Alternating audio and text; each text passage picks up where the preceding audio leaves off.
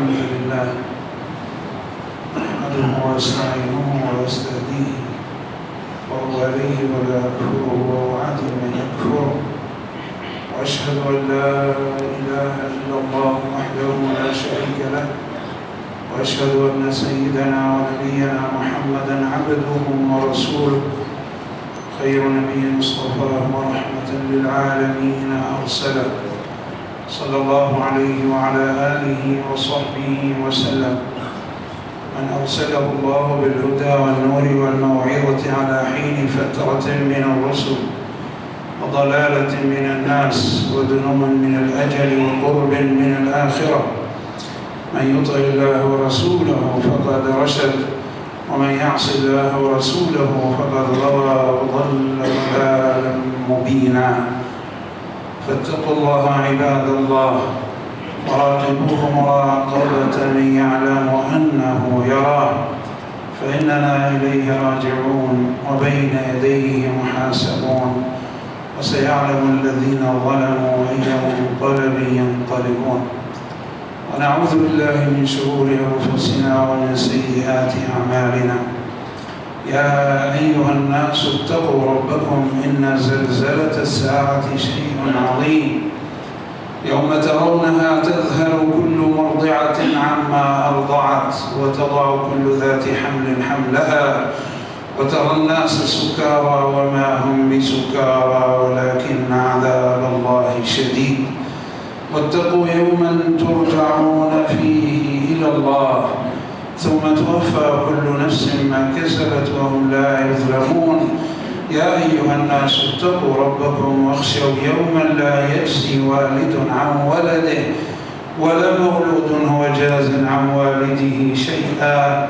إن وعد الله حق فلا تغرنكم الحياة الدنيا ولا يغرنكم بالله الغرور أما بعد عباد الله يقول سبحانه وتعالى في محكم كتابه شهر رمضان الذي أنزل فيه القرآن هدى للناس وبينات من الهدى والفرقان ويقول سبحانه وتعالى إن هذا القرآن يهدي للتي هي أقوم فنحن في شهر القرآن والقرآن هدى ونور في أسبوعنا الماضي حاولنا استبانة هدايات القرآن من خلال سنن الله في الظلم والظالمين وتحدثت عن ذلك والحديث له بقية تتعلق بالوقاية من الظلم وعقوبة الظالم وذلك أيضا من بيانات القرآن الكريم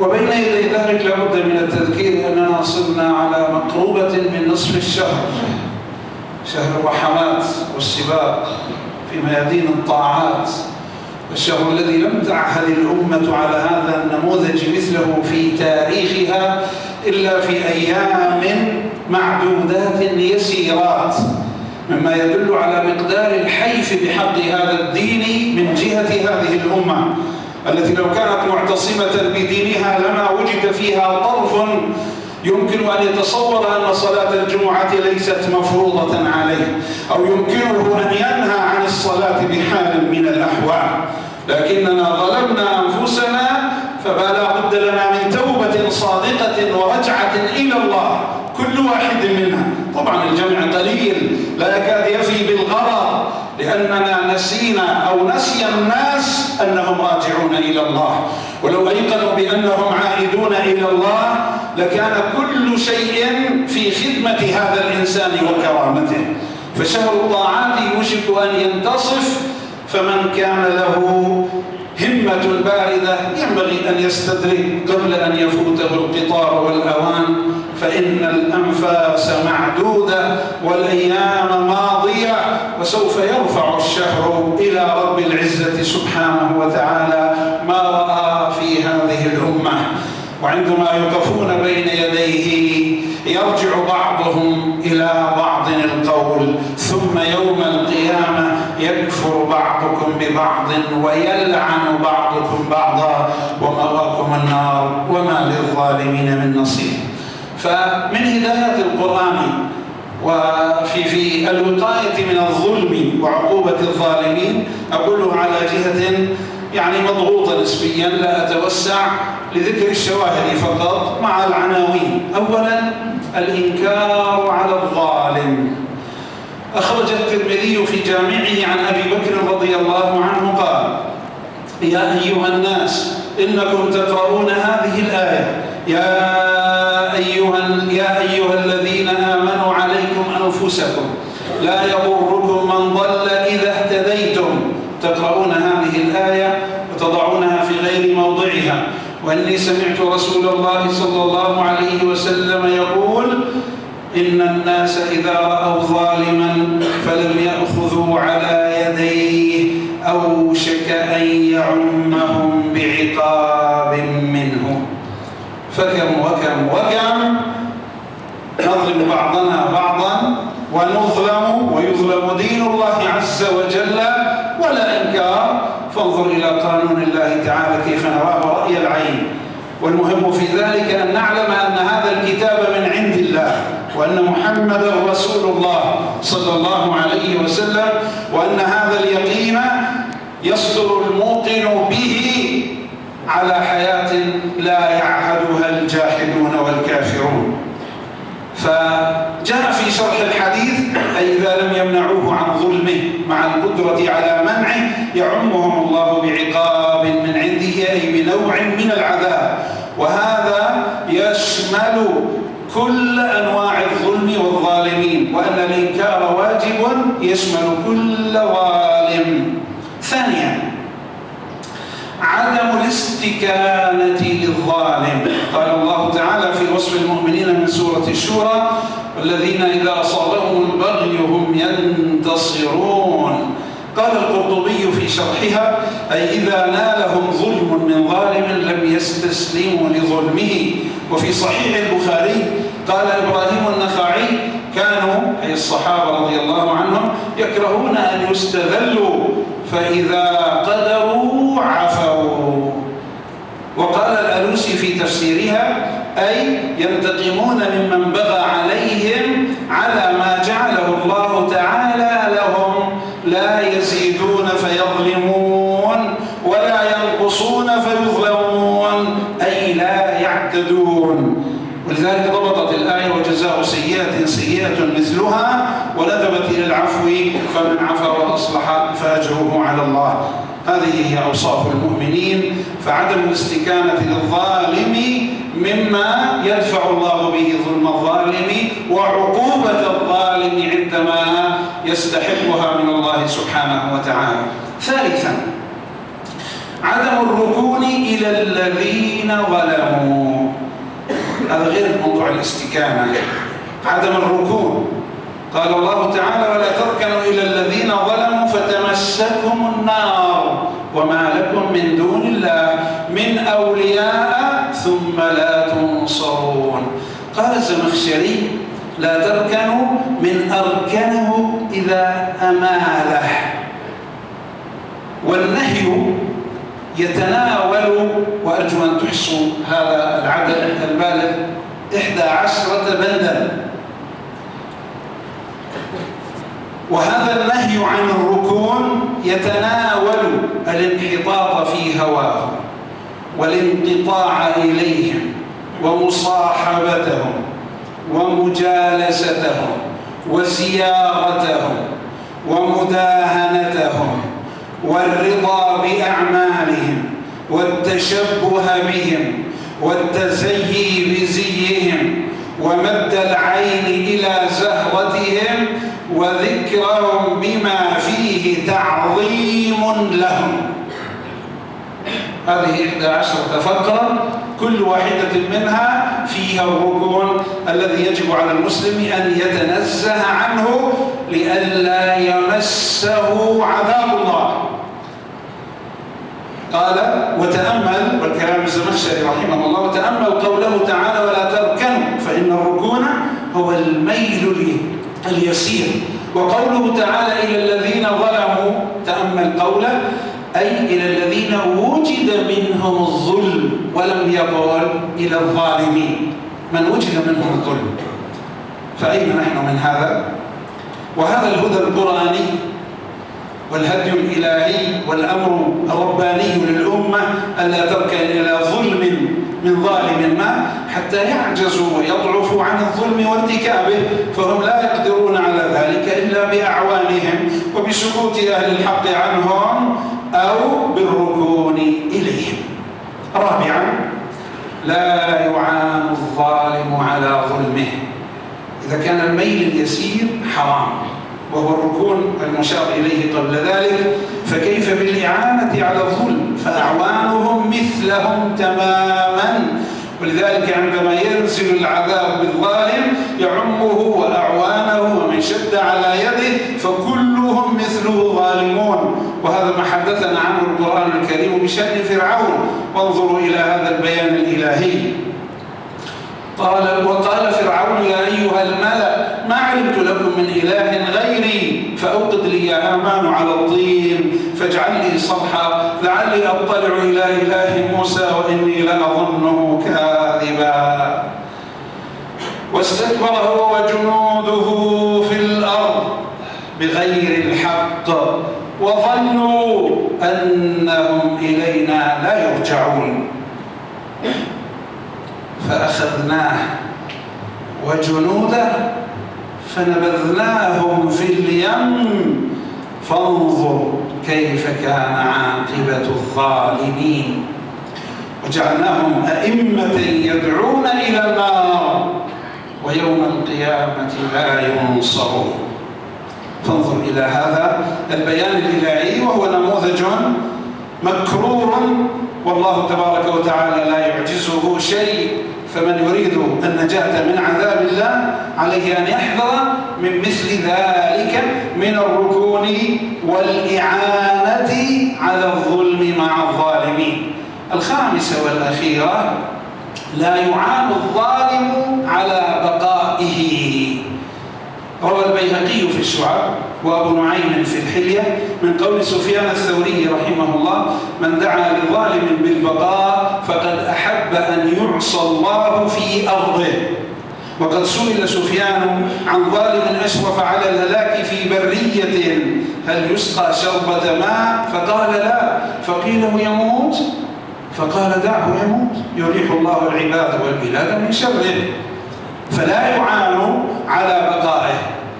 أخيرا، تحذير للناس من الكفر بسبب الظلم، وهذه فكرة أشرت إليها قبل أكثر من 4 شهور، أعيدها الآن.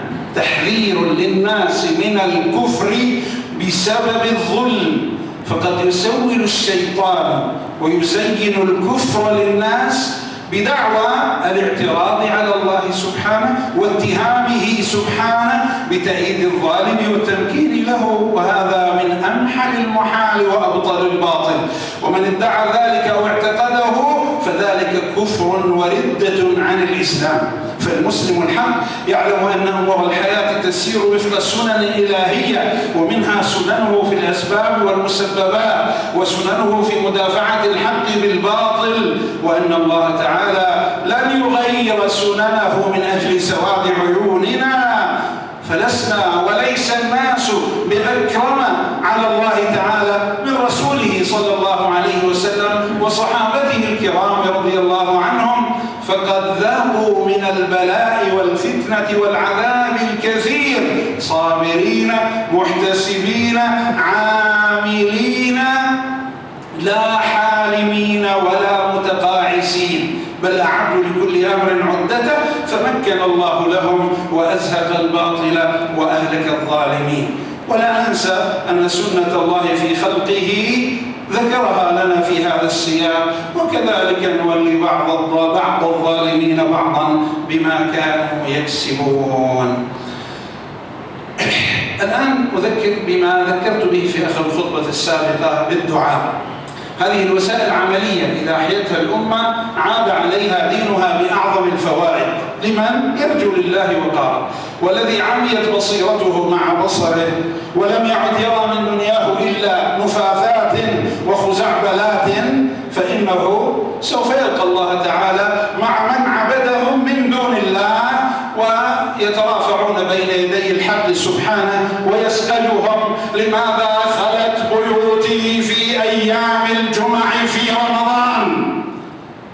فيجيبون. ويسألهم لماذا عطلت التراويح في شهر رمضان فيجيبهم سبحانه، يجيبونه. قال والله أراه رأي العين، والله كأنني أرى الدموع تخرج من عيونهم ممن لا يرجون لله وقارا ولا يؤمنون بيوم الحساب. لكن علينا نحن أن نعرف الله حق المعرفة، وأن نتمسك بأهداف هذا الدين إلى آخر نفس، ولا يملك أحد لأحد ضرا ولا نفعا ولا موتا ولا حياة ولا نشورا.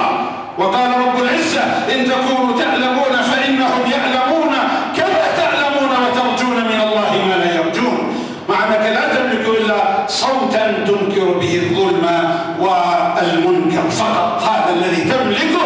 ومع ذلك يعلم الله ماذا في قلوب من لا يرجو لله وقارا مما توعدهم به، حيث قال وأتاهم الله من حيث لم يحتسبوا وقذف في قلوبهم الرعب. نعوذ بالله من أن نشرك بالله شيئا نعلمه ونستغفره لما لا نعلمه. فأختم بهاتين الكلمتين. أخرج ابن عساكر عن السائب بن محمد قال كتب الجراح بن عبد الله إلى عمر بن عبد العزيز رحمه الله إن أهل خراسان قوم ساءت رعيتهم، وإنه لا يصلحهم إلا السيف والسوط، فإن رأى أمير المؤمنين أن يأذن لي في ذلك، يستأذن أمير المؤمنين بالسيف والسوط لكي يؤدب أهل خراسان من أمة محمد.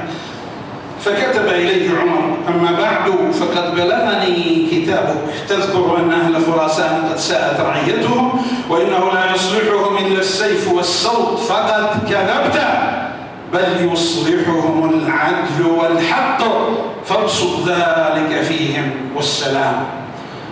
هذا أيام كانت الأمة تمتد من جنوب الصين إلى مشارف الأطلسي، ترجو لله وقارا، تعلم أن الحي القيوم لا ينام، وأن القسط أمره في خلقه، فلا يظلم بعضهم بعضا.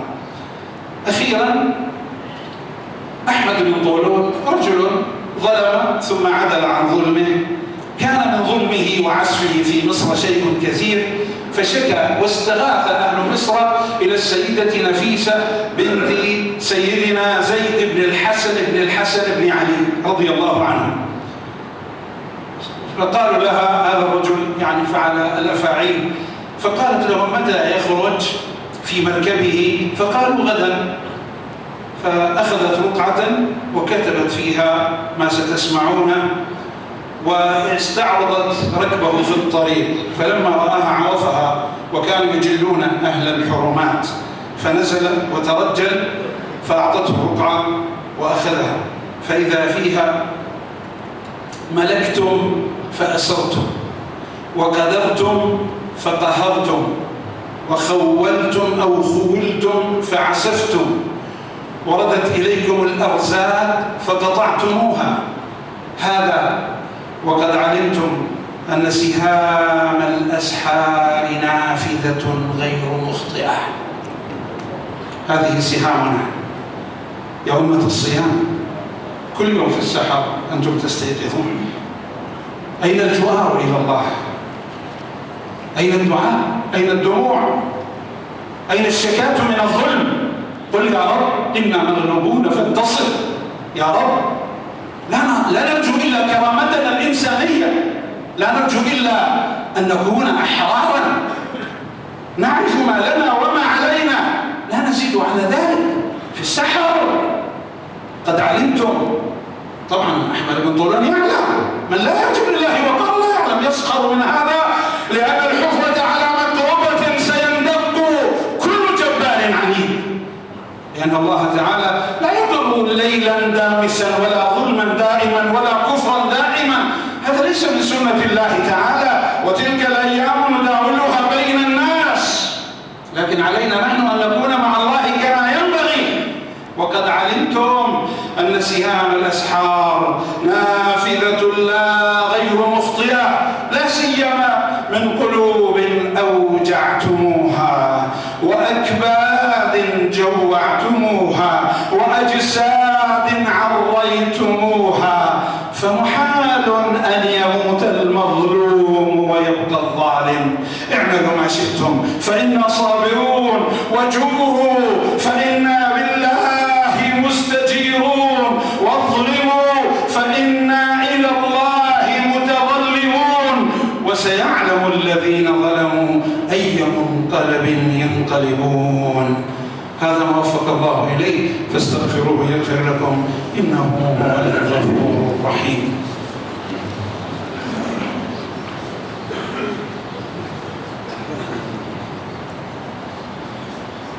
الحمد لله حمدا كثيرا كما أمر، وأشكره وهو الذي وعد المزيد لمن شكر. عباد الله اتقوا الله فيما أمر وانتهوا عما نهى عنه وزجر، وأخرجوا حب الدنيا من قلوبكم فإنه إذا استولى أسر. إن الله وملائكته يصلون على النبي يا أيها الذين آمنوا صلوا عليه وسلموا تسليما. اللهم صل على محمد وعلى آل محمد كما صليت على إبراهيم وعلى آل إبراهيم، وبارك على محمد وعلى آل محمد كما باركت على إبراهيم وعلى آل إبراهيم في العالمين إنك حميد مجيد. تبرعكم اليوم جمعية الرحمة المهداة، وهي جمعية وليدة في هذا البلد، والله في عون العبد ما كان العبد في عون أخيه. ورضي الله عن الصحابة والتابعين وتابعيهم بإحسان إلى يوم الدين.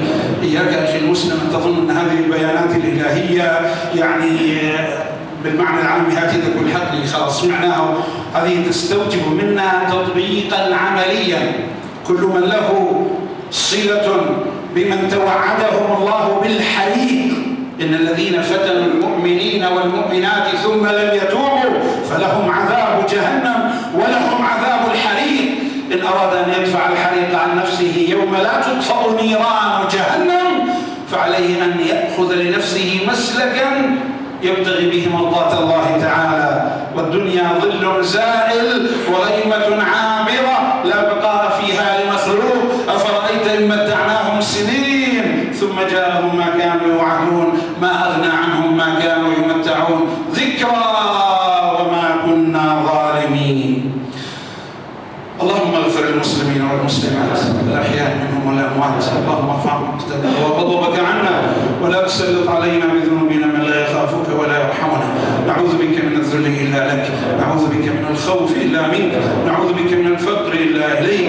اللهم يا عالم السر والنجوى، ويا كاشف الضر والبلوى، ويا منتهى كل شكوى، إليك نشكو ما حل بنا من دماء أزهقت، ومن أعراض انتهكت، ومن حرمات ديست، ومن شهر لا تعرف له قيمة. نشكو إليك ما لا يخفى عليك. اللهم عليك بهم فإنهم لا يعجزونك. اللهم اخذ شوكتهم وفل حدهم واقطع دابرهم. اللهم انزل بهم بأسك الذي لا يرد عن القوم المجرمين.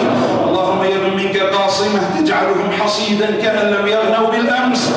يا قهار السماوات والأرض، يا من لك الخلق والأمر، يا ذا الجلال والإكرام. أنت غياثنا فبك نعوذ، وأنت عياذنا فبك نعوذ، وأنت ملاذنا فبك نلوذ. يا من ذلت له رقاب الجبابرة وخضعت له مقاليد الفراعنة.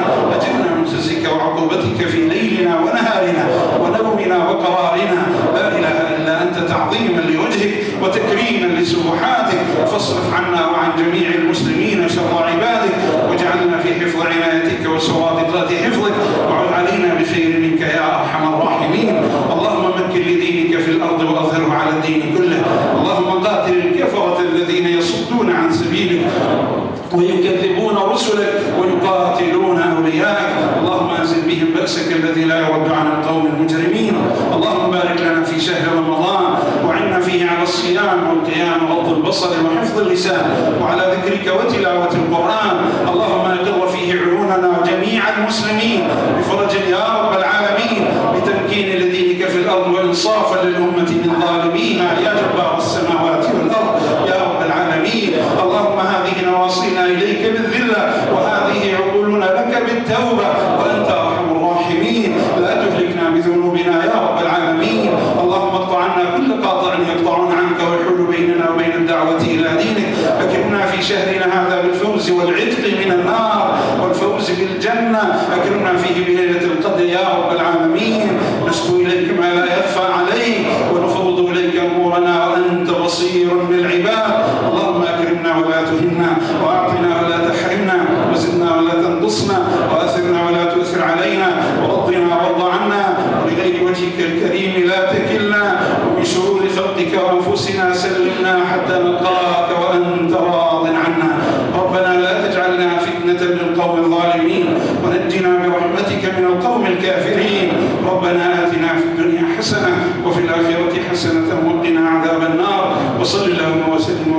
على سيدنا محمد وعلى آله وأصحابه أجمعين، فستذكرون ما أقول لكم وأفوض أمري إلى الله، إن الله بصير بالعباد. أقم الصلاة إن الصلاة تنهى عن الفحشاء والمنكر ولذكر الله أكبر والله يعلم ما تصنعون.